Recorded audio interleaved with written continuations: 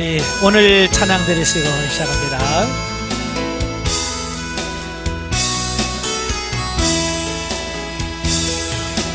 오늘 내가 미워한 사람이 있고 오늘 나와 다툰 사람이 있으며 오늘 내가 시기한 사람이 있으니 난 주님을 사랑하는 사람. 나를 미워한 사람을 용서 못했고 내게 화낸 사람을 이해 못했고 나를 시기한 사람을 싫어했으니 난 주님을 사랑하는 사람. 매일 이렇게 살아가면서 입술로 주님을 사랑한다 하니 난 참으로 행함이 없는 사람, 주님을 사랑하는 사람. 오늘 나의 마음은 재물에 있고 오늘 나의 생각은 자녀에 있으며 오늘 나의 발길은 세상 향했으니 난 주님을 사랑하는 사람. 나의 생각은 항상 주님을 앞섰고 나의 찬양은 항상 빈 마음이었고 나의 생활은 언제나 감사를 잊었으니 난 주님을 사랑하는 사람. 매일 이렇게 살아가면서 입술로 주님을 사랑한다 하니 난 참으로 믿음이 없는 사람, 주님을 사랑하는 사람. 아멘. 기도하겠습니다. 은혜로우신 아버지, 우리가 세상에 살면서 수많은 사람들을 대하고 그들과 같이 살아야 됩니다.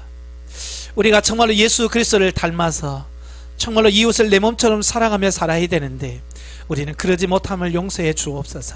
오늘 이 강의를 통해서 본능으로 사는 우리의 모습을 다시 한번 점검해 가게 하시고 변화되어져 가는 우리들이 될 수 있도록 성령님 도와주시옵소서.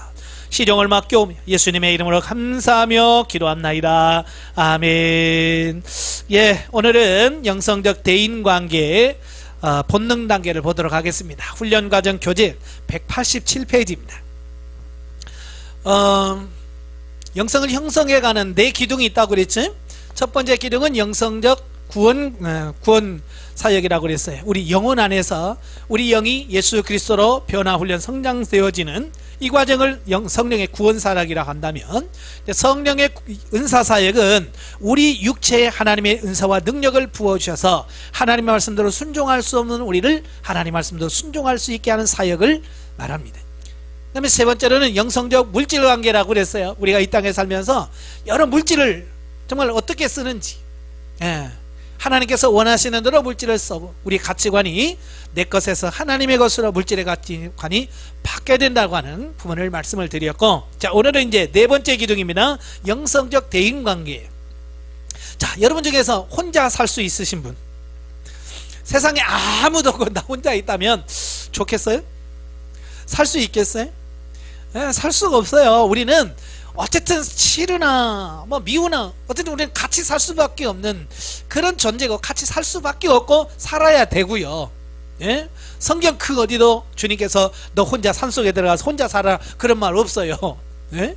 세상에 나가서 너희는 소금이 되라, 세상에 빛이 되라고 그랬어요. 그러니까 세상에 나가서 살려고 하다 보니까 자연적으로 우리는 사람과의 관계, 대인관계를 맺고 살 수밖에 없다는 거예요. 근데 그 대인관계가 영적으로 어렸을 때와 성장했을 때 그 차이가 있어요. 그래서 오늘은 이제 첫 단계, 가장 어린 단계를 본능 단계라고 합니다. 자, 본능. 자, 교재에 보시면 본능 단계란 사회생활에서 사람을 대할 때 인간의 본능적인 모습, 즉 감각적이고 자기중심적인 모습이 여과 없이 그대로 나타나거나 또는 사회의 일반적 윤리 개념이 묻어나오는 삶의 단계를 말한다.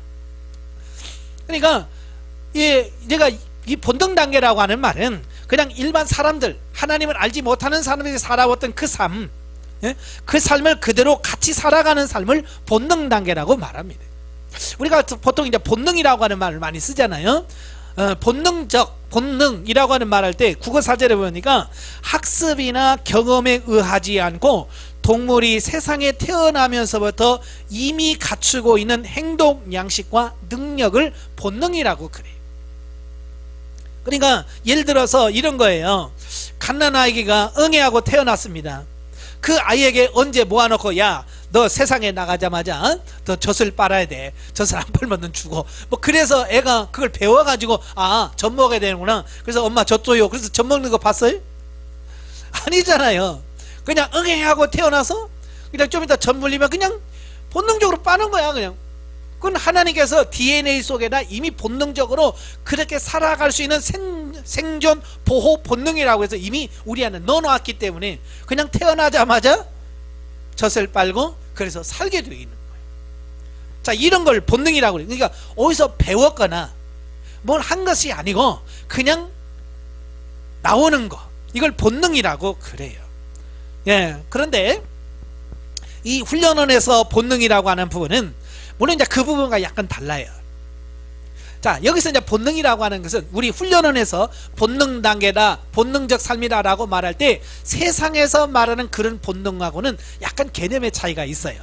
자, 뭘 본능이라고 하느냐면 하나님이나 영을 의식하기 이전에 육신의 감각이나 생각으로 살아가던 삶을 뜻한다 그랬어요. 그러니까 내가 예수 믿고 거듭나고 중생하기 이전의 삶, 그러니까 나 교회 안 다녀, 하나님 몰라, 그때에 살았던 그 사고, 가치관, 그 모든 것으로 살아가는 그 삶을 본능 단계 삶이다, 이렇게 표현하고 있는 거예요. 왜냐면 내가 예수 믿기 전에는 하나님에서 뭐 압니까 모릅니까? 모르죠. 그러니까 그냥 일반 세상 사람들과 똑같이 살죠.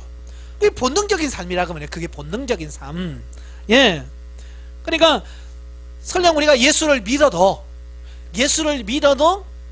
그 예수 믿기 전에 삶을 그대로 사는 거예요.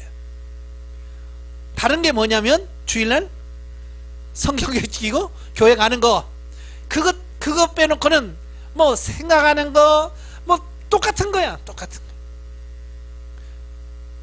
그래서 행동은 조금씩 이제 신앙생활 하면서 달라지겠죠.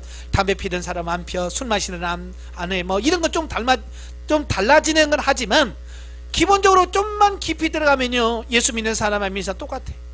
자녀 문제 나오면 똑같아. 예? 돈 문제 나오면 똑같아. 집 사고 뭐 또 하는 거 보면 똑같아. 뭐 부동산 투기하고 뭐 하는 거 똑같아. 그러니까 교회 가서 예배 드리는 거 빼고는 나와서 그냥 세상말로 계급장 떼고 딱 생활하면 예수 믿는 사람이나 안 믿는 사람이나 똑같아. 왜냐? 본능으로 살기 때문에 그런 거예요. 본능으로. 예. 우리는 달라야 되거든요. 하나님을 아는 자로서 그 가치관이나 이런 게 변화돼야 돼요. 안 변화된다는 거야. 그래서 예수를 믿는다고 하면서도 하여간 자기가 좋아하는 사람은 그렇게 좋아해요. 예수 안 믿는 사람도요, 자기가 좋아하는 사람 엄청 좋아합니다. 예, 예수 안 믿는 사람 의리 끝내줍니다. 예수 믿는 사람 의리보다 더 좋아요. 예수 안 믿는 사람 의리 좋습니다. 예? 그 다음에 뭐요? 근데 이제 뭐 좀 미워하는 사람이 있다. 그러면 예수 안 믿는 사람 믿으면 똑같아. 그냥 삿대질 하고 멱살잡이 하고, 예? 똑같아. 왜냐면 본능에 살고 있기 때문에 그래. 그럼 손해 못 봐. 손해 보고는 절대 못 살아. 예수 믿든 안 믿든. 예? 막 한참 싸우다가 이거 권사님 왜 그래야 그런다잖아. 시장에 가서 막 싸우고 있는데 누가 오더니 아유 권사님 안녕하세요 그러더래. 그래서 그다음부터는 뭐 할 말을 잃었다나 어쨌다나. 그게 뭐냐면 본능으로 사는 거야. 본능으로 사니까 그냥 계급장 떼고 권사 이런 거 뭐 그 사람 모르잖아. 그러니까 그냥 막 그냥 본능으로 그냥 사는 거야. 그런데 그걸 뭐라고 생각하냐면 정상이라고 생각한다 그 말이에요. 그게 문제예요. 그게 문제 있다고 생각하면 되는데 그게 정상이라고, 나는 극히 정상이야 라고 생각하면서 그렇게 산다 그 말이에요. 자, 본래 인간은 태어나 성장하면서 육체가 발육되고 감정과 이성이 발전해 가는데 이런 모든 것을 모두 본능적이고 일반적인 토양에서 형성된다. 그렇죠? 인간도 태어나면 예수 안 믿는 사람 똑같아요. 태어나서 자라면서 1살, 2살, 3살 먹어가면서 어때요? 경험 체험하면서 생각이 달라지고 다 똑같이 달라집니다. 네, 변화되어져 가요. 그런데 그게 뭐냐? 모두 본능적이면서 또 일반 윤리적 토양에서 형성되어진 자아에 의해서 살아가는 거예요. 예. 자, 그게 문제예요. 그러니까 모태신앙으로 해서 그 집안이 모든 사람들이 신앙적 가치관에서 살아가면 그 사람은 태어나서 자라면서 신앙적 가치관에 살겠죠. 그죠? 그런데 문제는 뭐냐? 모태신앙이라고 태어나서 딱 살아보는데 그 아버지 엄마들이 교회는 다닌다고 하는데 사고나 생각이 예수 안 믿는 사람 똑같으니까 모태신앙으로 태어나서 그 가정에 살아도 여전히 변화가 나타나지 않는 거예요.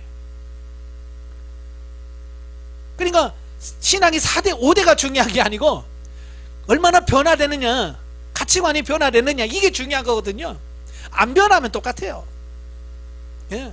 그래서 변화돼야 된다 그 말이. 이제 앞으로 여러분 이제 자라는 말 많이 들으실 거예요. 자, 제가 전에 용어 해설을 할 때도 이 설명을 드렸는데요. 이 자라고 하는 게 뭐냐면 사람이 태어나면서부터 여러 가지 경험하고 체험을 하면서 성장을 합니다. 그렇죠?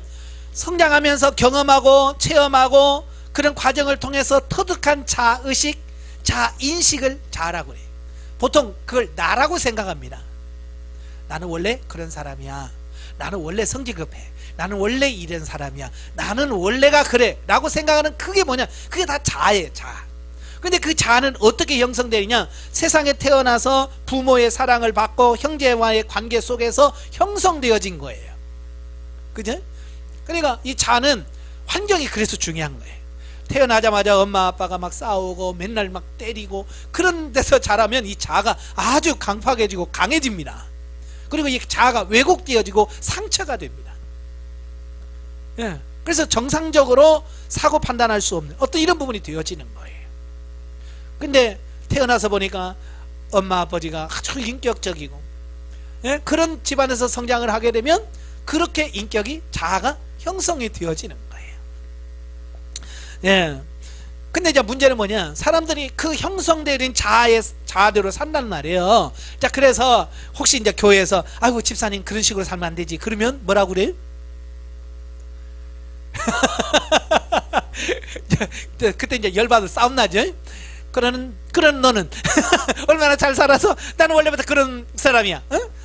몰랐어 막 그러면서 그걸 성질 낸단 말이에요.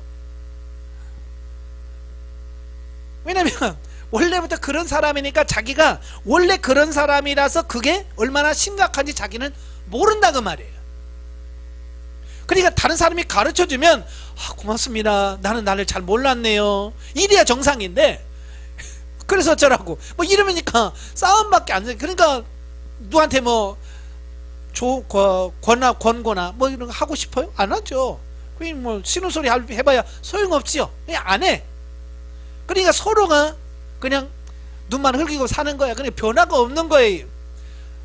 내 스스로 나를 보면 좋겠지만 나를 스스로 볼 수 있는 사람이 과연 몇 사람이나 될까요? 몰라요. 예.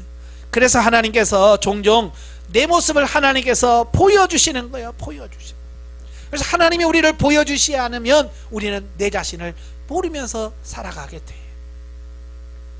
아마 여러분도 아침에 일어나서 거울을 안 보면 내 모습이 어떤지 잘 모르시죠? 예.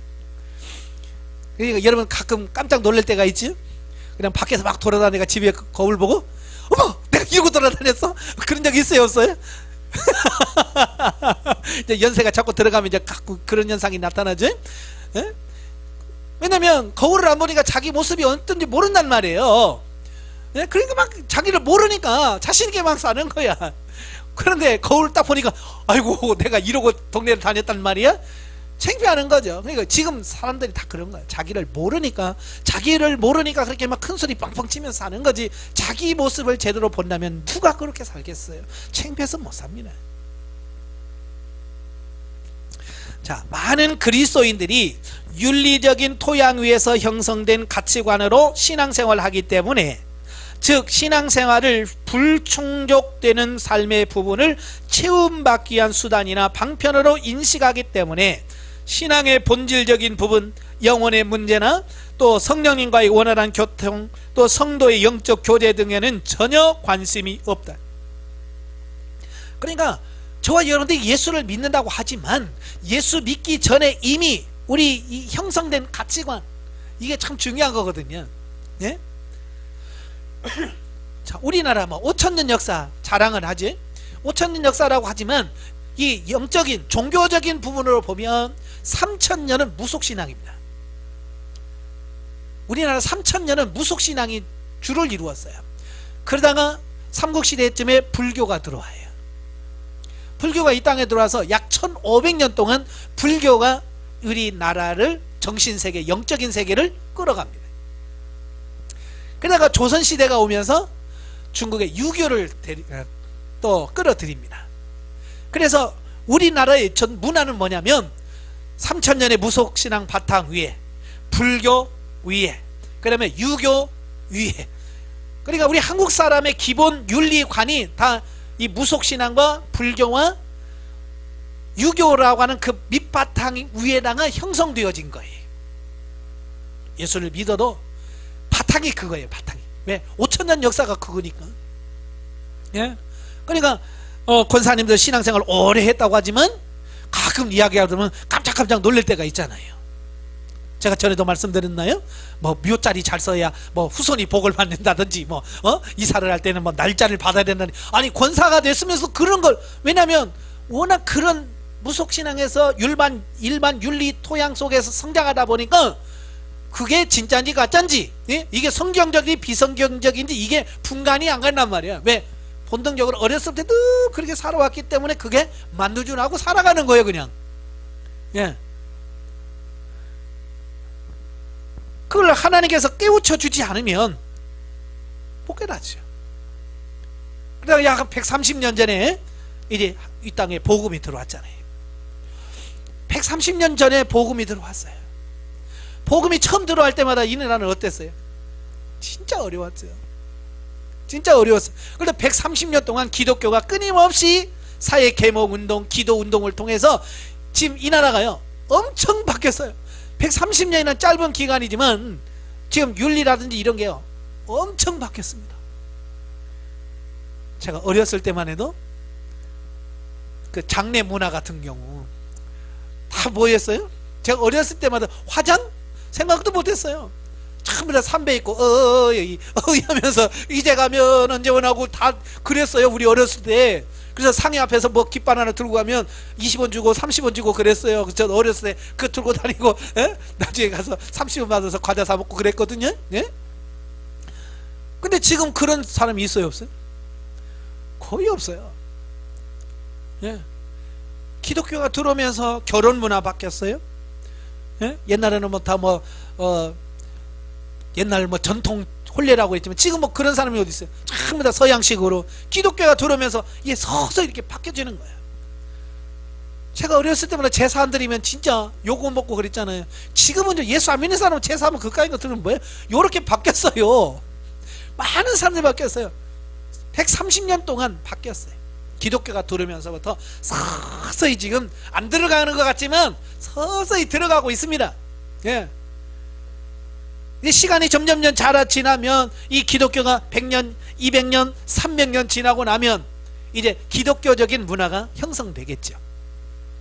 그러니까 미국이나 이런 데 보면 수백 년 전부터 그런 전통이, 기독교적인 전통이 딱 돼 있잖아요, 문화가. 그러니까 교회 안 나가도 사는 것 보면 기독교적인 윤리관과 그런 삶 속에 사는 거야. 교회 다니냐? 아니요. 난 무교라 그러면서도 왜? 그 전통 문화가, 윤리가 기독교 문화야, 미국은. 그래서 거기서 자라면 그 기독교 문화 속에 젖어 있어요. 지금은 많이 타락했어요. 예, 많이 타락해서 그렇지만 그래도 타락한 중에서도요, 정말 그 사람들의 본질이 워낙 원래 미국의 틀이 기독교다 보니까 기독교적인 이런 부분들이 많이 남아있어요. 그래서 그게 중요한 거거든요. 예. 자, 그래서 우리나라는 신앙생활하면 옛날에 맨날 문제 있으면 어디 갔어요? 문제 있으면 다 가서 무당에 가서 점치고, 예? 이래서요. 그래서 우리가 지금도 신앙생활하면서 문제 생기면 목사님한테, 목사님 어떻게 해야 돼요? 아니 내가 점쟁이냐고. 왜 나한테 물어? 왜냐면 이게 예수 믿기 전에 맨날 가서 이사가 어디로 가야 돼? 그래서 뭐 복채주고 점치고 날짜 잡아주고 맨날 그런 습관이, 그게 아직도 이 육신의 체질에서 안 벗어졌어요.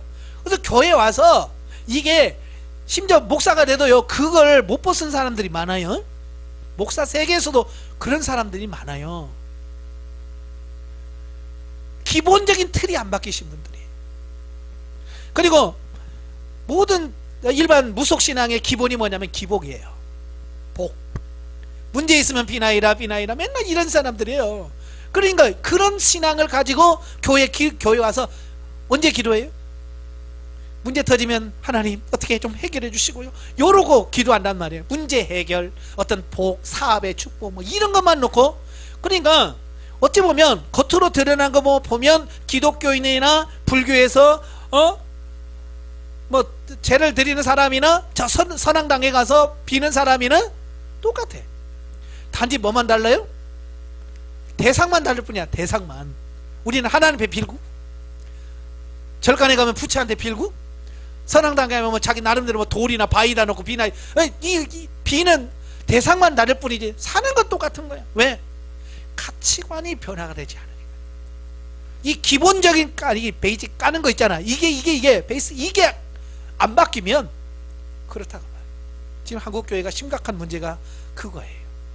이게 기본적인 본능이, 이런 틀이 바뀌지 않은 상태에서 기독교를 받아들여요.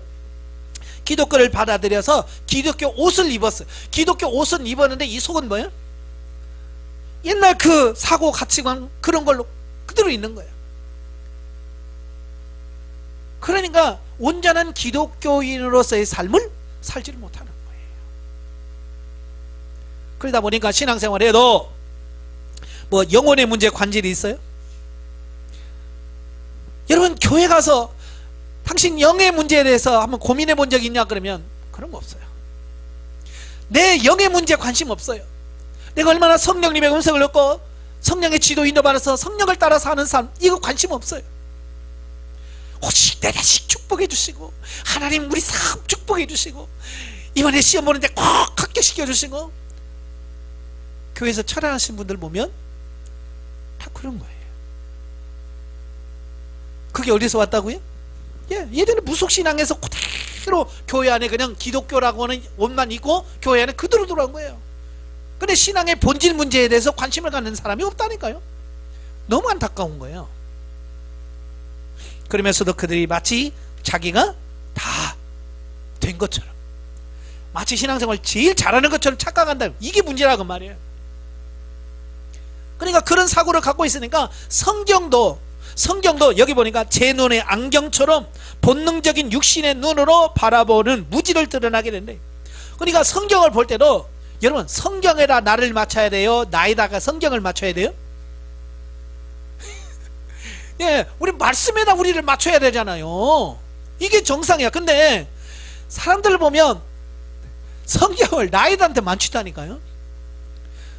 내가 필요하면 성경 끌어당겨요. 그러니까 사업하시는 분들은 탁 가면 뭐라고 썼어요? 에? 시작은 미약했으나 내 자능은 심히 창대하리라. 할렐루야. 이게 내게 주신 말씀입니다. 여러분 그 말이 어디서 나왔는지 좀 보고나 좀 해. 전어 문맥을 좀 보고.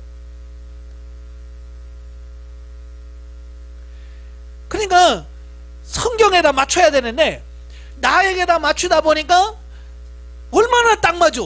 사업하는 사람 지금 미약하지만 심히 창대면 얼마나 좋겠어요. 그러니까 성경에다 나를 맞추는 게 아니고 나에게다 성경을 꽤 맞춰버려.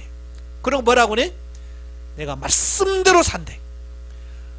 아니 지 욕심에 끌려서 성경을 지 맘대로 막 하는데 그게 되겠냐고요? 아닌 거예요. 한번 보세요. 아픈 사람 보면 성경책 창세기부터 어디 막 찾으면서 뭐 찾아요? 건강하더라, 치유시켜줬더라. 할렐루야, 이목은 내 말씀입니다. 아픈 사람 맨날 치유하는 것만 찾아. 사업하는 사람 맨날 뭐예요? 나가도 복을 받고 들어가도 복을 받고 할렐루야 뭐 이러면서 정말 하나님이 나에게 뭘 원하실까? 그죠? 하나님이 나에게 뭘 원하시? 이걸 찾아야 되는데 그냥 내가 중심이야. 우주 중심인 나라니까요. 성경 말씀도 나한테 다 꿰어 맞추고, 그러니 무슨 영적인 삶이 뭐 어디서 그런 삶이 나오겠어요? 안 나와요. 그러니까 세상에서 손가락질 다 막 아이고 저 교회 다닌다는 것들이 그러면서 막 욕을 하는 거예요. 좀 변화돼야 돼. 변화되어야 사람들에게 좋은 영향을 끼치고, 예? 세상에 빛이 되고 소금이 될 수 있는 거예요. 자, 넘겨서 188페이지 오시면 1. 본능 단계에서의 선결 과제. 자, 그래 우리 다 지금 본능 단계라고 한다면 이 본능 단계에 있는 사람들이 가장 우선적으로 해야 될 게 뭘까? 첫째, 본능적인 가치관의 지배를 받고 있는 자신을 발견하라. 자, 아까도 말씀드렸어요. 우리는 다 본능의 지배를 지배 아래 산다고 그랬지? 근데 이걸 아느냐와 모르냐의 차이예요. 나는 지금 본능의 지배를 받고 있어 라고 아는 사람은 거기서 변화될 수 있고 바뀌어질 가능성이 있어요. 그런데 내가 뭘 잘못했는데, 이런 사람들은 절대 변화될 수 없다는 얘기예요. 아시겠죠? 그래서 사람은 누구나 인간의 본능적인 모습을 가지고 신앙생활을 시작한다.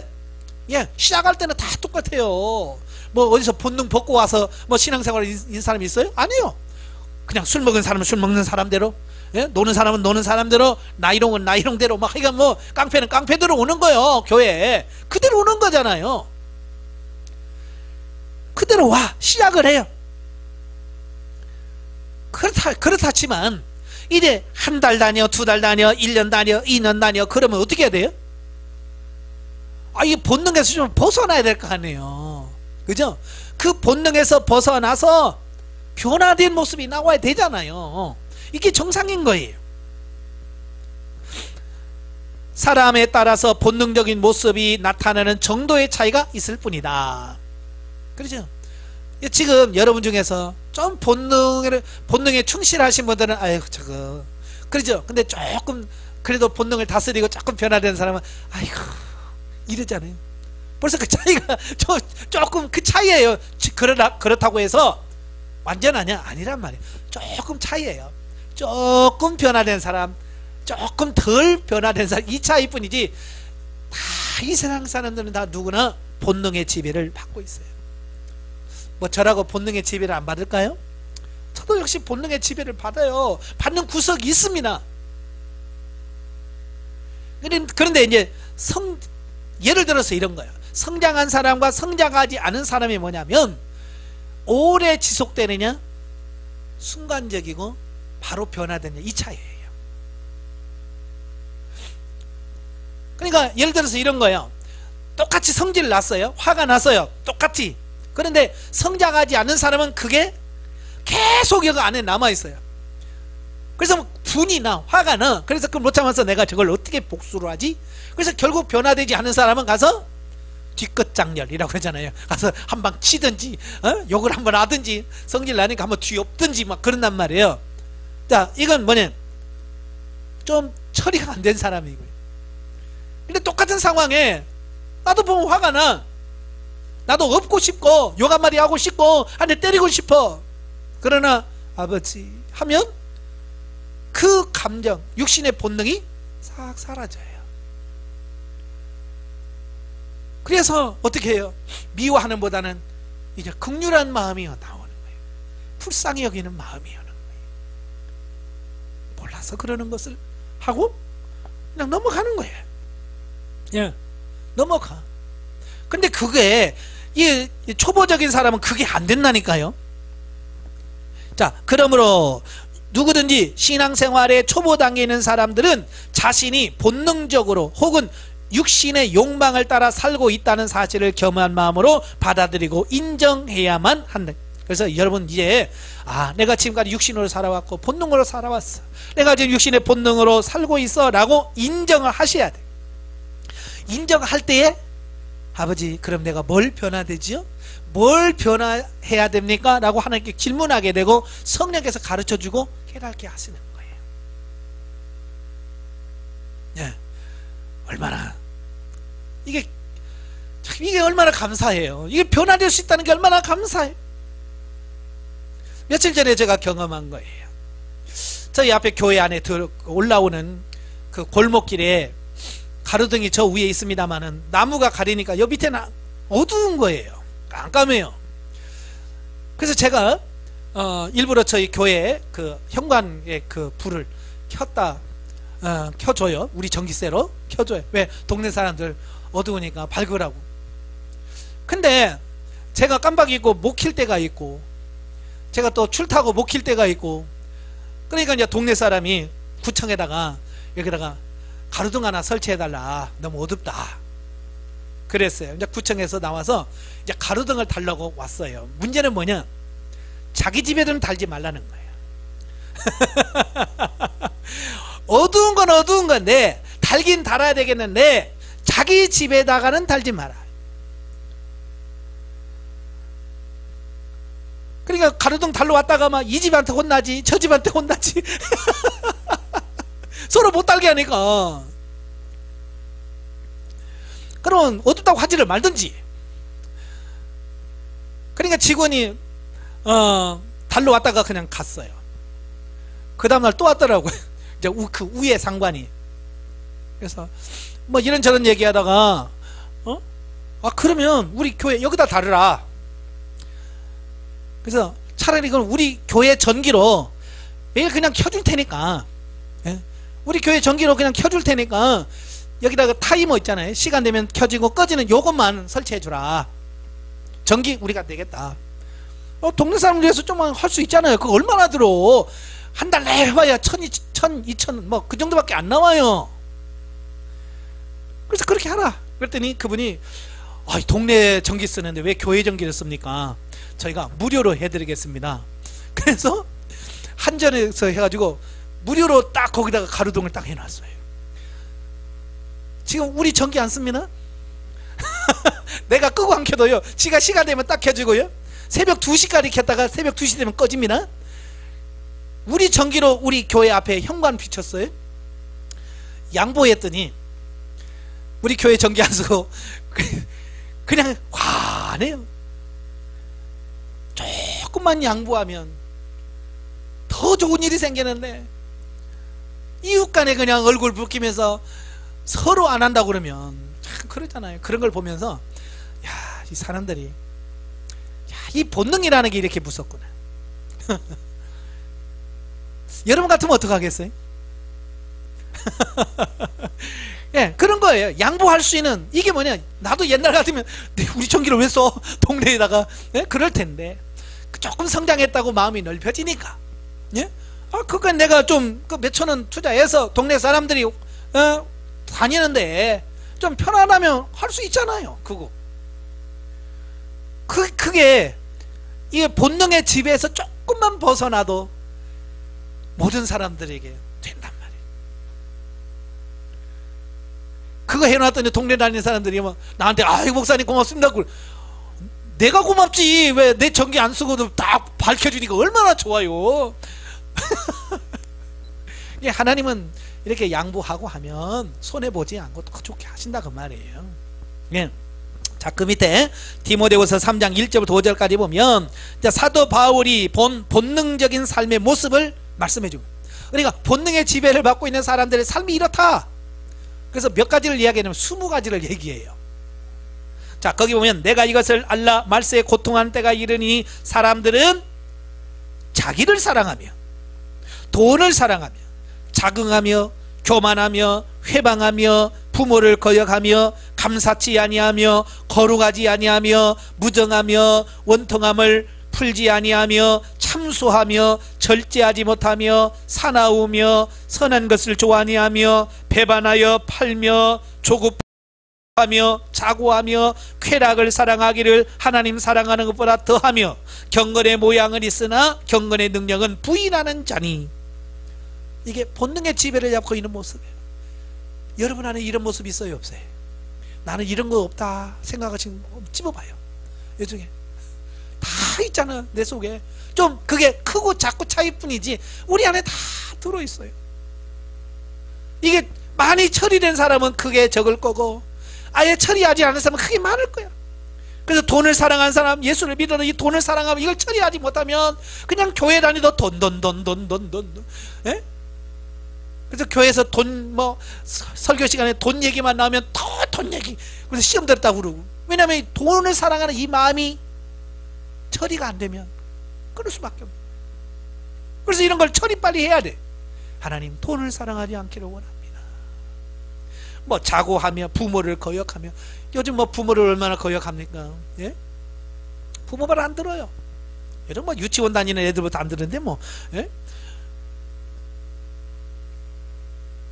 그래, 이런 부분 속에서 그래, 내가 부모등의 지배를 받고 있구나. 그러다 보니까 내가 잘되고 내 자식, 내 가족이 잘되고 복받기를 원하는 것들은 모두 육신적이고 본능적인 가치관에서 기인된 것들이다. 그러니까 이 본능의 지배를 받고 있는 사람의 중심이 뭐냐면 자기예요. 자기. 내가 그냥 기도할 때는 아버지 나만 축복해 주세요. 내 가정 축복해 주십시오. 내가 내 자식 축복해 주시고. 그때 시험 보잖아요. 시험 본다. 그러면 뭐라고 기도해요? 될 사람 되게 하시고 떨어질 사람 떨어지게. 이래야 정상이잖아요. 근데 뭐라고 기도해요? 하나님 내 자식 꼭 되게 주세요. 그 내 자식 되려면 누구 자식은 떨어져야 되잖아. 얼마나 이기적이야. 그렇잖아요. 그러니까 참으로 이 자기 중심에서 벗어나질 못하는 거야. 기도를 해도 뭘 해도 그 한계를 벗어나올 수가 없어요.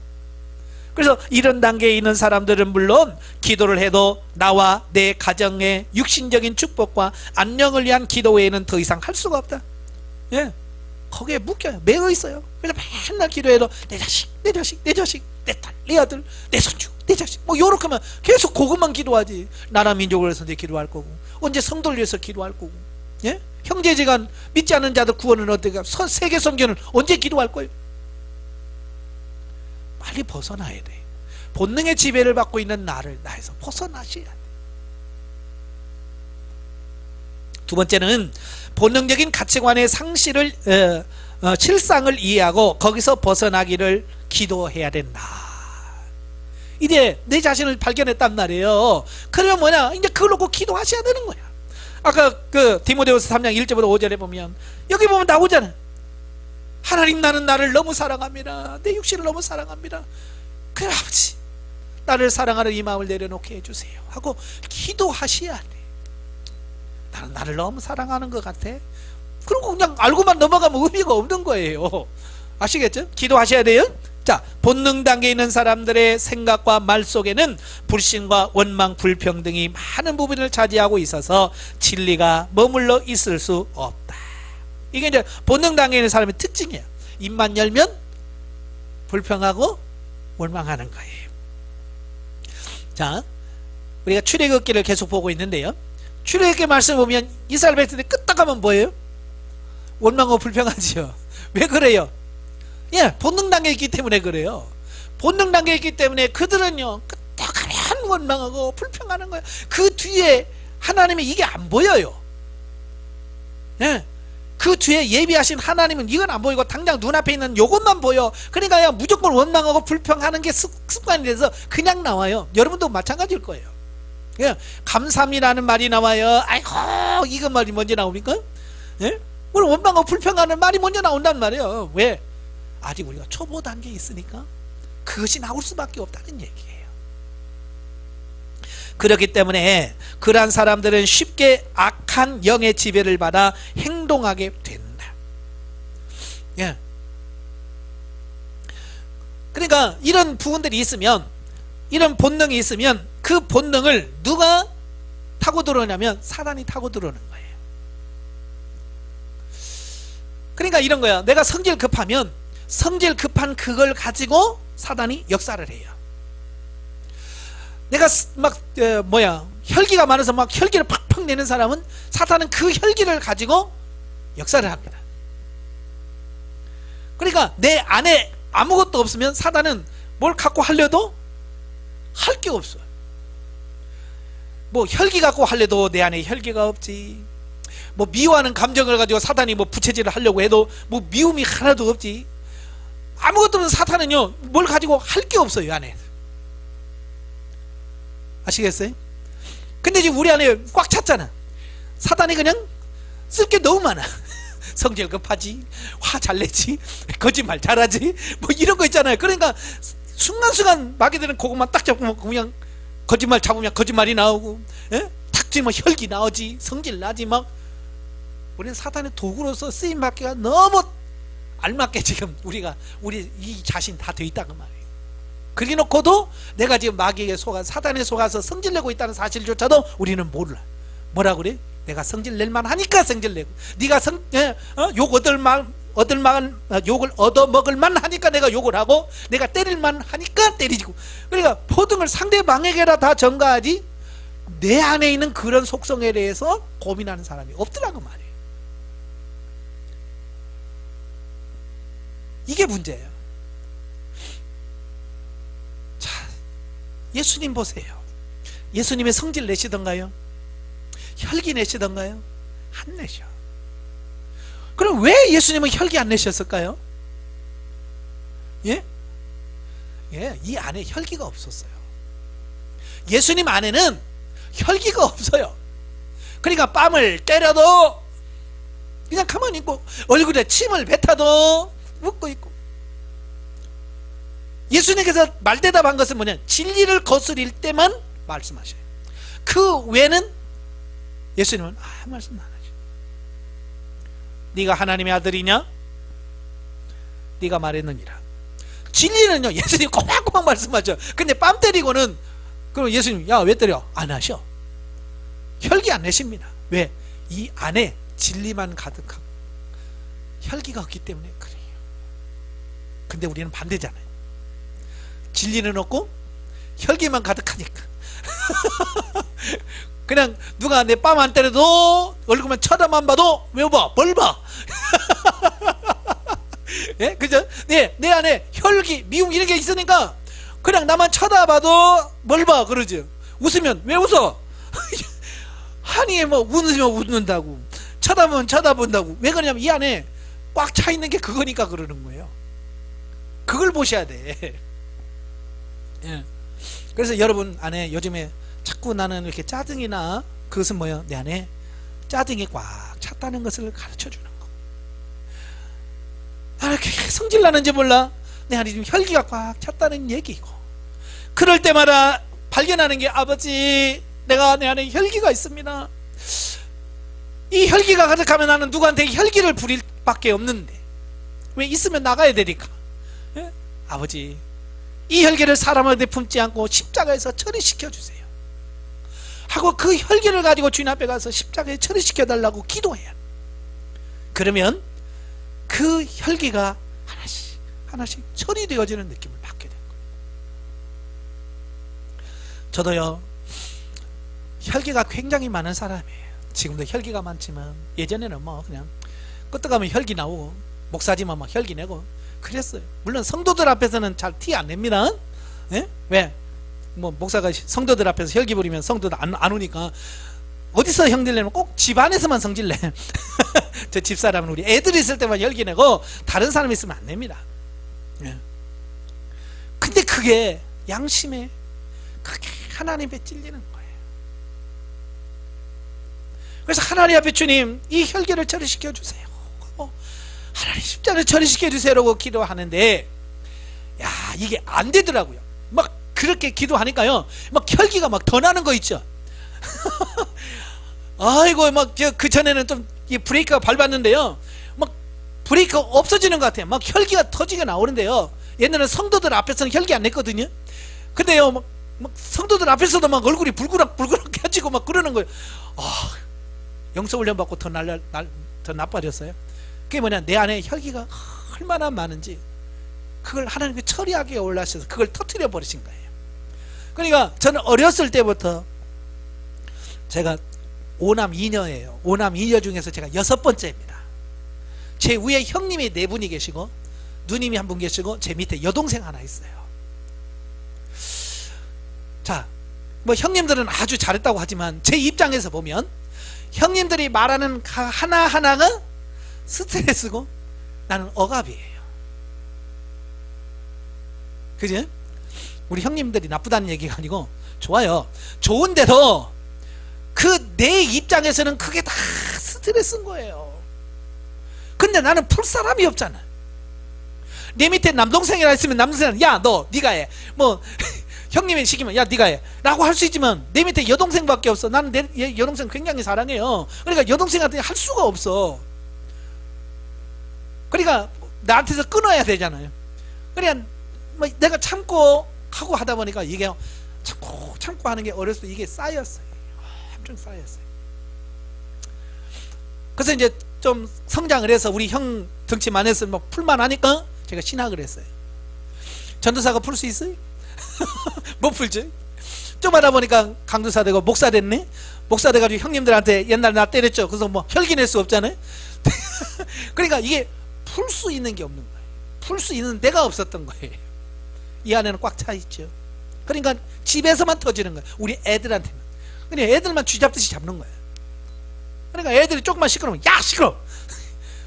그게 내가 뭘 하고 싶으면 그냥 막 튕겨나가는 거예요. 이게 그게 얼마나 영성훈련 받으면서 그게 마음이 찔리는지, 이게 처리가 돼야 되는데, 근데 워낙 어렸을 때 그게 크다 보니까 이게 안 되는 거예요. 그래서 하나님, 이게 되는 거예요, 안 되는 거예요? 제가 하나님 막 항의도 했어요. 뭐 이렇게 하면 된다며요. 뭐 십자가에 처리시켜달라고 그러면 된다며요. 열심히 했는데 안 되잖아요. 그러니까 뭐라고 그래, 너무 많아서 그렇답니다. 그러면서 저한테 보여줬던 게 뭐냐면, 그 어렸을 때 그 내과에 가면 둔벙이라는 데가 있죠. 이게 산에서 물이 흘러다 보면 좀 이렇게 움푹 패여가지고 물이 좀 많이 고여서 여름에는 거기서 수영도 하고 막 그러잖아요. 거기 보면 꼭 물고기들이 있어요. 미꾸라지 몇 마리 있고. 그러면 그걸 잡으려면 어떻게 해야 돼요? 자, 위에서 이제 막아요. 물 내려오는 물을 막아서 논 쪽으로 돌려. 그리고 밑에서 그냥 고무신으로 막 푸지요. 고무신, 깨진 바가지, 뭐 찌그러진 뭐 냄비 같은 거 갖고 와서 막 퍼요. 막 푸면 어때요? 처음에는 보기 줄어지지도 않은 것 같아. 근데 막 푸다 보면 우리는 절반 줄어있고, 막 푸다 보면 이제 그냥 미꾸라지는 막 떠다니고. 왜냐, 뭐 다 굴러다녀. 그럼 이제 그러면 이렇게 잡으면 돼. 예. 그러니까 둔벙이 크면 물고기도 많지만 물도 많아. 퍼내는 수고가 많은 거예요. 그러니까 혈기가 너무 둔벙이 큰 거예요. 혈기 둔벙이 너무 커서 바가지로 퍼내도 이게 예? 이게 퍼지질 않는 거예요. 계속 있는 거예요. 그래서 계속 나오는 거예요. 그러니까 다른 데 있는 게 아니라 내 안에 있는 거더라고요. 그러니까 안 되는 게 아니고 되는 거예요. 많아서 그래요. 그러니까 혹시 여러분 중에서도 그런 부분을 하실 때 또 나와도 안 된다고 생각하지 마시고, 아, 이 둔벙이 크구나, 나는 미움의 둔벙이 크구나, 나는 혈기의 둔벙이 크구나. 그래도 언젠가는 커도 퍼내다 보면 언젠가는 바닥이 1년 후든 2년 후든 3년 후든 언젠가는 바닥이 보일 날이 올 거라, 그 말이에요. 그러니까 인내하면서 꾸준히 하셔야 돼요. 아시겠죠? 자, 물론 자신은 평상적으로 생각하고 행동한다고 말하고 싶겠지만 정작 자신이 마귀에게 속고 있다는 사실을 모른다. 왜냐하면 자기는 원래부터 그렇게 살아왔기 때문에 그게 마귀에 속고 있다는 사실조차도 모르는 거예요. 아까도 그랬죠. 나 원래부터 그랬어. 나 원래부터 성질 잘 부리는 거 몰랐어? 이제 이러는 거예요. 그게 사단의 도구로서 늘 속고 있다는 것을 자기도 모른다는 말이에요. 또 육체적으로 고통이 오면 그 고통의 의미가 무엇인지를 생각해 볼 필요도 없이 반사적으로 고통을 준 사람에게 그대로 갚는다. 그러니까 다른 사람이 나에게 조금만 어떤 손해를 끼치면 못 참아요. 그래서 그냥 반사적으로 가서 갚아줘야 돼. 그러니까 누가 나한테 욕을 하면 반사적으로 내 입에서 욕이 나와요. 누가 나를 한 대 때려, 반사적으로 가서 나도 때려. 이게 뭐냐, 이게 본능의 지배를 받고 있기 때문에 그럴 수밖에 없다 그 말이에요. 자, 그럴 때 우리가 해야 될 게 뭐냐면, 어떤 문제가 왔을 때 하나님이 왜 그러셨지? 자, 그런 거예요. 자, 이제 여러분 어떤 문제가 생기면 본능적으로 반응하지 마시고 하나님이 왜 그러셨지? 하나님 무슨 의도로? 이걸 자꾸 질문하셔야 돼요. 자, 예를 들어서 이런 거예요. 예를 들은 거예요. 집에 막 앉아요. 근데 여러분의 남편이 갑자기 여러분 뺨을 한 대 탁 때렸어요. 자, 본능이다. 그러면 어떻게 해야 돼? 뭐야? 멱살 잡고 같이 하죠. 그렇지 않으면 막 울고 전화해서 사니 못 사니 막 이렇게 될 거예요. 이게 본능의 지배를 받는 거예요. 자, 앞으로는 그럴 때 이게 지금 이 시대인데 나를 때려? 이게 아니라 하나님 왜 이런 상황을 내게 주셨습니까? 쉽지 않겠죠? 그러나 그걸 물어가는 거예요. 하나님 이 과정을 통해서 나를 뭘 처리하시려고, 하나님 나의 내 모습 속에서 뭘 발견하시려고 이 사건을 주십니까? 그렇게 질문할 때 성령께서 왜 그렇게 하셨다라고 하는 것을 가르쳐 줍니다. 아, 그렇군요. 감사합니다. 그러면서 바뀌어지는 거예요.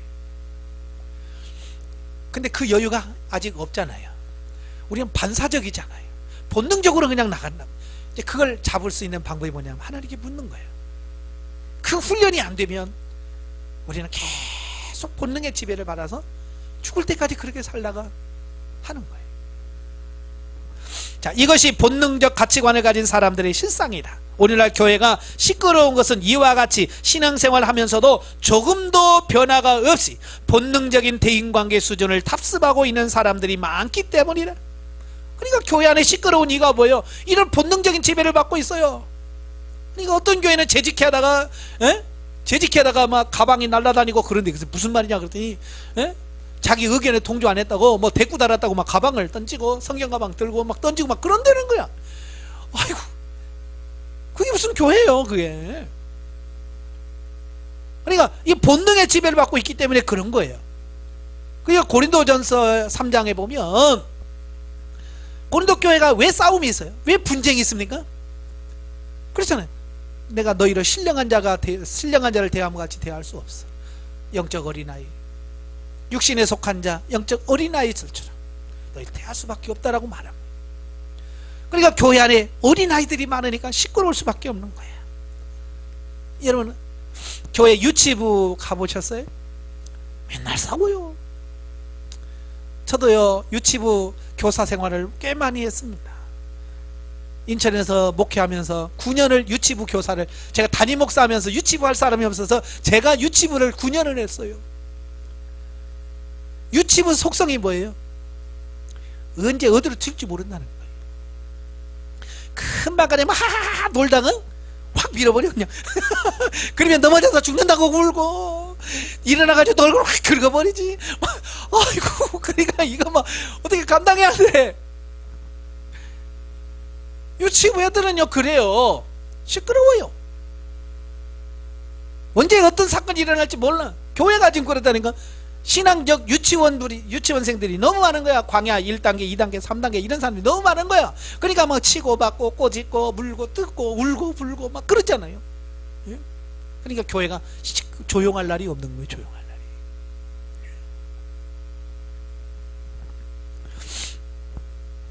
자, 그 밑에 괜히, 자, 여기서는 이제 자신은 어떤지 한번 점검해 보세요. 자, 괜히 수근수근 하는데 귀가 솔깃해지고, 그래 안 그래? 김지사가 어떻다네. 뭔데?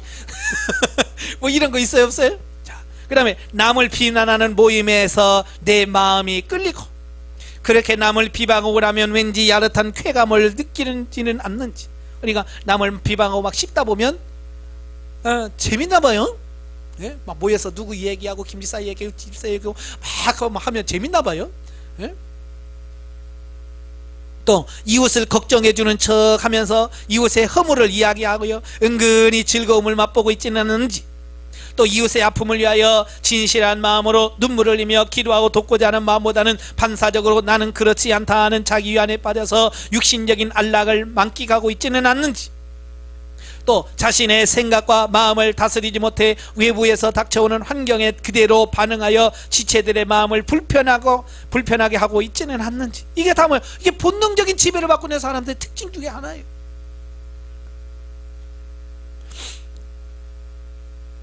물론 장성한 사람들에게도 이런 부분이 있을 수 있다. 왜? 완전한 사람은 없기 때문에.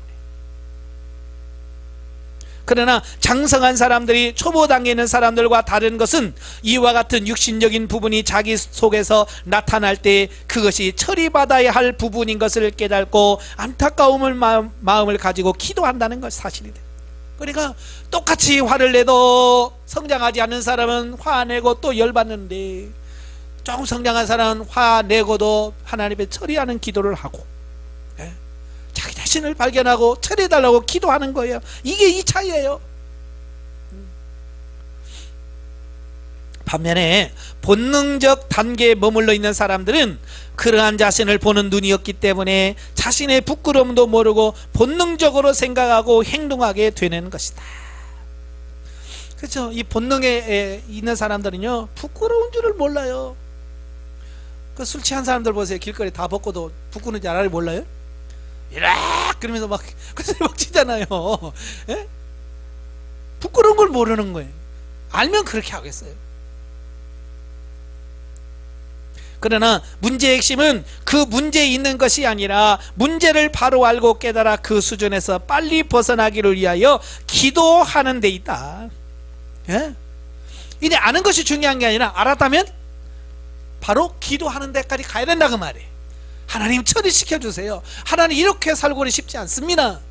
이렇게 본능의 지배를 받고 살기를 원치 않습니다. 나를 정말 처리시켜 주세요 하고 하나님 앞에 좀 매달려서 기도하는 이런 과정이 필요하다 그 말이에요.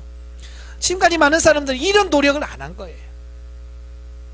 그냥 나는 원래부터 그래, 난 원래부터 그런데 뭐 어쩌라고, 그러면서 그냥 살아가는 거예요 그냥. 근데 지금부터는 그러면 안 된다 그 말이에요.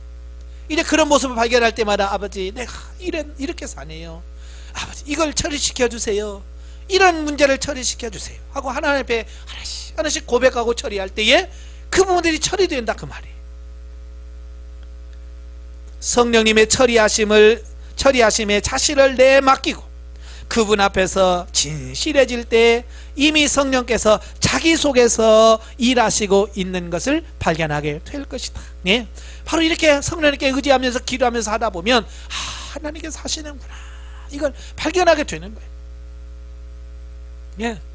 그래서 아까도 제가 혈기 얘기했지만 안 되더라고요. 1년이 넘어도 계속 혈기가 나오는데, 그래 1년 넘고 1년 반 되니까요, 하나님께서 어떻게 저를 경험시켜 주시냐면요, 진짜 내 안에 혈기가 안 나게 하시더라고요. 혈기를 내야 될 때도 혈기가 안 나요. 옛날에는 그냥 반사적으로 혈기 나오잖아요. 근데 혈기를 내야 되는데 혈기가 안 날 정도까지 가게 경험시켜 주시더라고요. 그래서 우리 애들이 잘못하면 훈육을 해야 되잖아요. 너 이거 잘못했어, 이거 고쳐 라고 해야 되잖아요. 그럴 때는 어떻게 해야 돼요? 야, 너 이렇게 잘못했는데 너 이거 고쳐야 되지 않을까? 이러면 교육이 되겠어요? 훈육이 되겠어요? 좀 엄하게 해서 야, 안 되지, 그러면 안 되지, 나쁜 짓이야, 안 돼, 또 이렇게 해야 되는데 이게 안 되는 거예요. 이게 안 되는 거예요. 그냥 애들이 보고 웃음이 나와버리는 거예요. 그러니까 뭐 훈육이 돼요? 안 돼요. 그러니까 방에 들어가서 한참을 이번에는 나 화내야 돼 화내야 돼 하고 시동 걸고 나와서 야, 너 그러면 안 되지? 그래도 웃음이 나와. 그래요. 하지마, 하고 빨리 들어가. 왜 웃음 나와서 더 이상 말을 못해. 거기까지 하나님께서 경험시켜 주시더라고. 예. 지금은 가끔 나와요. 그건 뭐냐면 선경험이라고, 하나님께서 네가 그렇게 처리하면 이런 단계까지 간다, 이걸 맛보기로 보여주신 거예요. 그게 뭐냐, 바로 예수님의 단계예요. 예수님의 모습이에요. 얼굴에 침을 뱉어도 용서해주고, 갈대로 얼굴을 때려도 예수님은 혈기 안 내시고, 차라리 자기 손에 십자가에 못을 박는 자들에게 뭐라고 그래? 아버지, 저들이 몰라서 저러니 용서해 주시옵소서, 이렇게 기도하는 거예요. 여러분 같으면 어떡하겠어요? 여러분 손에 누가 못 박는다 생각하면 여러분 뭐라고 하겠어요? 죽일 놈 살릴 놈 하면서 막 예? 뭐 다 소리 지르겠죠. 예? 근데 그게 처리가 되니까 그렇게, 그래서 이게 예수님의 마음이셨구나, 그걸 경험하게 하셨어요. 이게 안 되는 게 아닙니다. 반드시 됩니다. 단지 시간 차이가 있을 뿐이에요. 자, 190페이지 보시면 이 속히 윤리 단계로 나아가자. 자, 여러분, 어린 아이들에게 이야기하다가 이야기가 안 통하면 여러분 뭐라고 그래? 하다 애한테 말이 안 통하면 뭐라고 그래? 아휴, 언제나 네가 말 길 알아듣냐? 빨리 커야지. 바로 그거예요. 그러니까 본능 단계에서 본능적인 지배를 받고 있는 사람한테, 집사님 이거 잘못했어요? 못 깨달아. 알아야 되는데 못 깨달아. 도리어 시험 들어. 목사가 자기를 깠대. 이렇게 되는 거야. 그러니까 이게 본능의 지배를 받고 있는 사람한테는 뭘 해도 못 알아먹어. 그러니까 본능 단계는 짧게 다루고 뭐라고 하냐, 속히 윤리 단계로 나가자. 왜? 좀 커야 알지. 네가 뭘 알겠냐? 그런 거예요. 아시겠죠? 그러니까 본능 단계 오래 머물러 있을수록 손해야. 빨리 바뀌어서 윤리 단계로 넘어가야지. 아마 여러분도 애들 보면 뭐 애기 3살 4살짜리 뭐라고 하다가도 뭐라 그래? 에휴, 네가 뭘 알았겠냐? 그러잖아요. 저도 예전에는 참 그랬거든요. 저희 어머님이 49 되셨을 때 저희 아버지 돌아가시고 이제 7남매를 키우시는 거예요. 얼마나 속상하시겠어요? 얼마나 힘드셨겠어요? 예? 돈 많은 것도 아니고. 그러니까 일을 하시고 하시다가도 속 써지니까 가끔 제가 어렸을 때 저한테서 막 뭐라고 얘기를 하시요. 그러면서 네가 내 마음을 알겠냐? 그래. 그러니까 누구한테는 이야기를 해야 되는데, 그죠? 저희 어머니도 이제 막 서러운 거 많잖아요. 남편 없이 막 자식이 얼마나 서러운 게 많겠어요. 그러면 이제 제가 초등학교 뭐 1학년, 2학년, 3학년이니까 뭐 늘 집에 있으니까 저한테 막 어머니가 하시다가 네가 뭘 알겠냐? 그래 또 혼자 하고 그래. 그럼 내가 알아. 내가 그러잖아요. 또 나는 또 컸다고 알아. 내가 다 알지. 그래. 네가 뭘 알아? 그런단 말이에요. 그러니까 왜냐면 나는 안다고 생각하지만 부모의 입장에서 보면 이건 아는 게 아닌 거예요. 그러니까 본능 단계에 있는 사람들이 나 다 알아. 내가 나이가 몇 살인데 내 직분이 뭔데 라고 자기는 잘 아는 것처럼 이야기하는데 실상은 모른다는 거예요. 아시겠죠? 그래서 여러분도 지금 윤리 단계 더 가다 보면, 조금 가다 보면 그게 이 말이었구나, 그게 이런 뜻이었구나, 그 이해가 되는 거예요. 저도 자식을 낳아서 길러 보니까 어머니의 마음이 이해가 되는 거예요. 왜 그 어머니가 그때 나에게 왜 그런 한탄을 하시는 말을 하셨는지, 얼마나 답답했으면 그러셨을까, 그 이해가 되는 거예요. 예. 자 그러면서 고린도서 3장 1절에서 3절 아주 중요한 말씀이에요. 자, 형제들아, 내가 신령한 자들을 대함과 같이 너에게 말할 수 없었어. 육신에 속한 자 곧 그리스도 안에서 어린아이를 대함과 같이 하노라. 내가 너희를 젖으로 먹이고 밥으로 아니하노니 이는 너희가 감당치 못하였음이거니와 지금도 못하리라. 너희가 아직도 육신에 속한 자로다. 너희 가운데 시기와 분쟁이 있으니 어찌 육신에 속하여 사람을 따라 행함이 아니리요. 그러니까 고린도 교회 성도들의 신앙하는 모습을 보면서 속 터지는 거야. 아이고 니들이 뭘 하냐. 하도 어린 생활을 하니까 사도 바울이 애기들 바라면서 네가 뭘 안다고 이러면서 한탄하는 걸 보는 거예요. 그러니까 사도 바울은 2장과 3장에서 이 땅에 있는 사람들을 세 종류로 이야기를 해요. 2장 14절, 고린도서 2장 14절은 뭐냐, 육에 속한 자라고 말합니다. 육에 속한 자는 뭐냐면 거듭나지 않은 사람. 거듭나지 않은 사람. 이 사람들은 영적인 것에 대해서 전혀 모르죠. 분별력도 없고 뭐 영적인 것 전혀 알 수가 없어요. 이 사람 빼고. 자, 그 다음에 두 번째가 누구냐, 육신에 속한 자. 3장 1절에 나오죠. 예? 신령한 자들을 대함과 같이 너희를 말할 수 없었어. 육신에 속한 자 그랬죠. 육신에 속한 자는 뭐냐, 거듭나고 중생했어요. 거듭나고 중생했지만 영적으로 성장하지 않아서 여전히 육에 속한 속성, 본능의 지배를 받고 살아가는 그 삶을 육신에 속한 자라고 표현합니다. 예. 그래서 이 사람은 육신에 져. 그래서 본능에 이끌려서 신앙생활을 하는 거예요. 그 다음에 신령한 자들을 대함과 같이 합시다. 신령한 자, 신령한 사람은 성장한 사람을 말합니다. 성령을 따라 행하는 사람. 로마서 8장 14절에 하나님의 영을 따라 인도함을 받는 그들이 하나님의 아들이라. 성령의 지도인을 받아서 사는 삶이 이제 장성한 사람이라 그 말씀을 하고 있는 거예요. 그러니까 육에 속한 사람, 육신에 속한 사람, 신령한 사람, 이 세 종류를 얘기를 하고 있어요. 근데 고린도 교인들이 누구라고요? 예, 육신에 속한 자. 육신에 속한 자가 누구냐? 그리스도 안에서 어린아이다. 그러니까 상담받을 때 광야 4, 5, 6, 7 다 어린아이의 신앙생활을 하고 있는 분들이에요. 그러니까 어떻게 해야 되겠어요? 아버지, 빨리 내가 육신에 속한 삶에서 주님 벗어나서 정말 신령한 자가 되길 원합니다 라고 기도해야 되지 않을까요? 그러니까 성장하지 않으니까 고린도 교인들 성도들처럼 시기와 분쟁이 있다. 지금 큰 교회라고 하시는 교회들이 얼마나 지금 싸웁니까? 담임 목사 세우는 것 때문에 싸우고 또 뭐 때문에 싸우고. 그래서 교회가 서로 네 편 내 편 나눠서 한쪽에서 예배드리고 한쪽에서는 막 데모하고, 예? 교육관에서 누구 뭐 본당에서 누가 예배드리고 뭐 서로 막 납땜을 하고 뭐 용접을 해서 문을 뭐 아예 고정을 아이고, 이 세상 사람도 안 한 짓을 교회 산다고 말이에요. 왜 그럴까요? 예, 육신에 속한 자이기 때문에 그러는 거예요.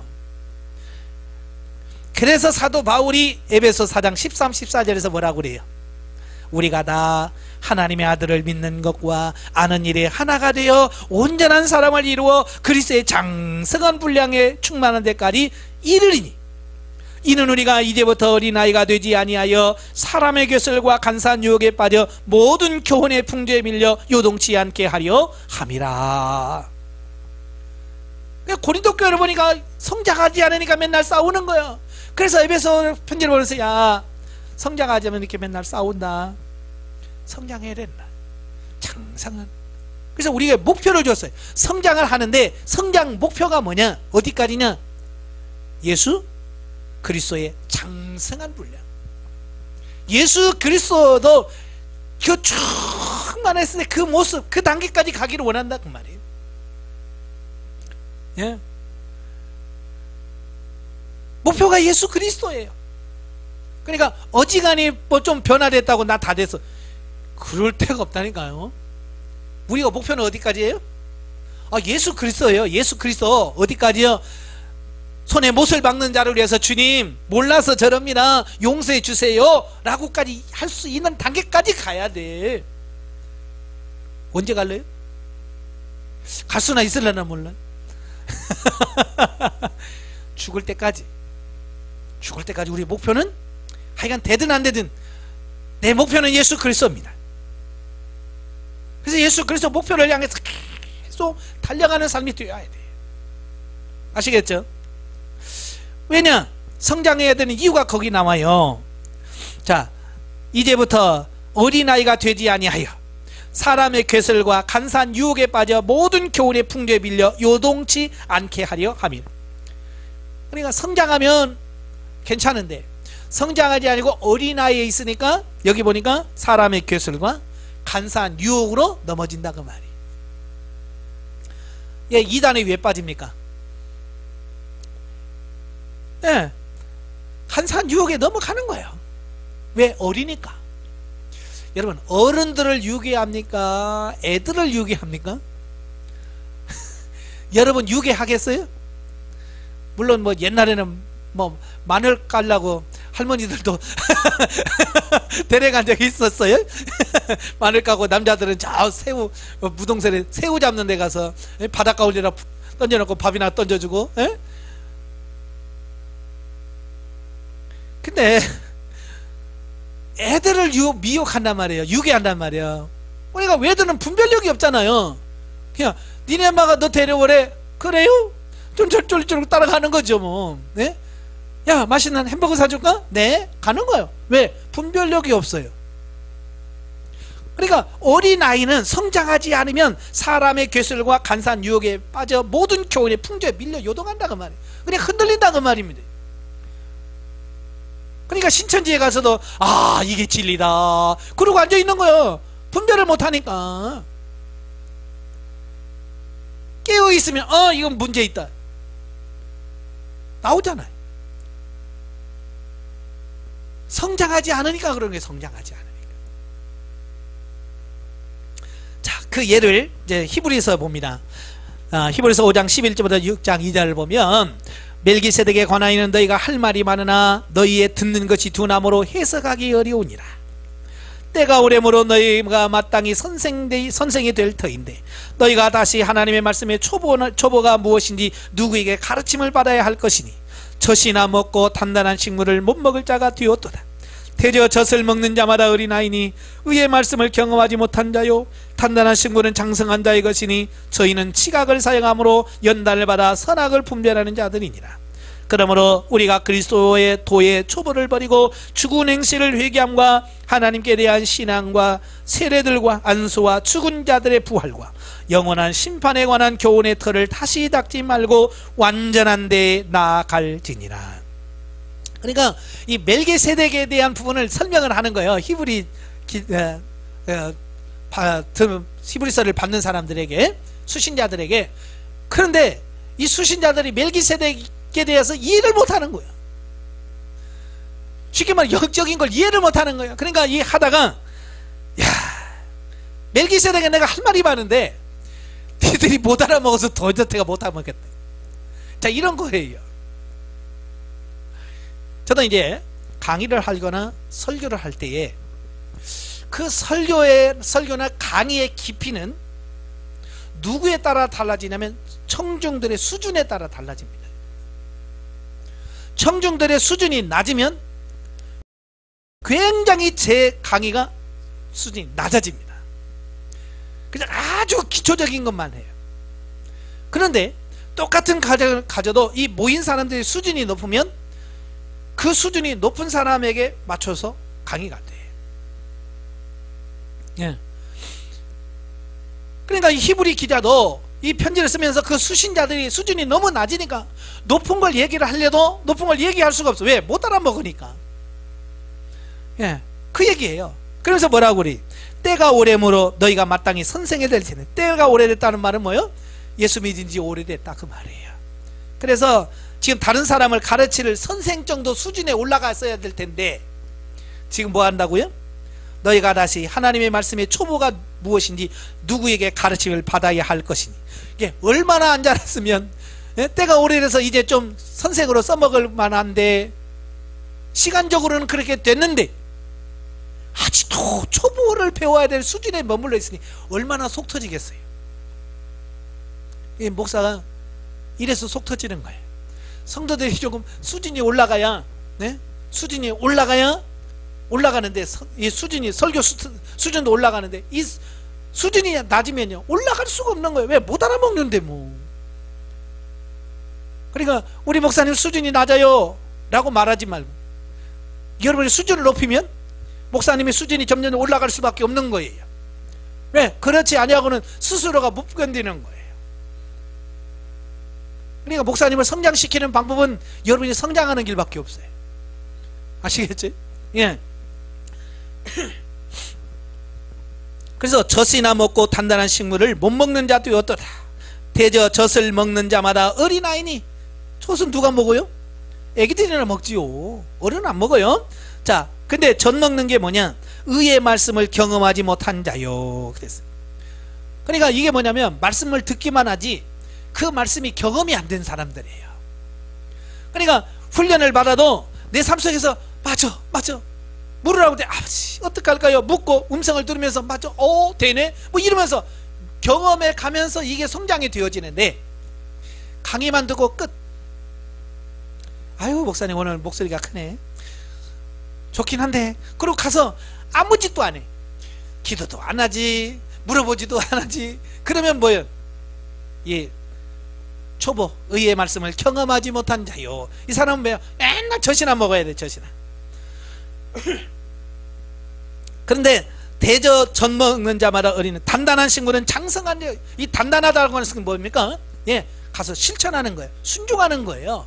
그러니까 여러분 5시간씩 기도하세요 라고 하면 단단한 식물을 먹는 사람 아멘 하고 가서 어찌든지 5시간 해보려고 뭐 무리치고 순종해 보는 거예요.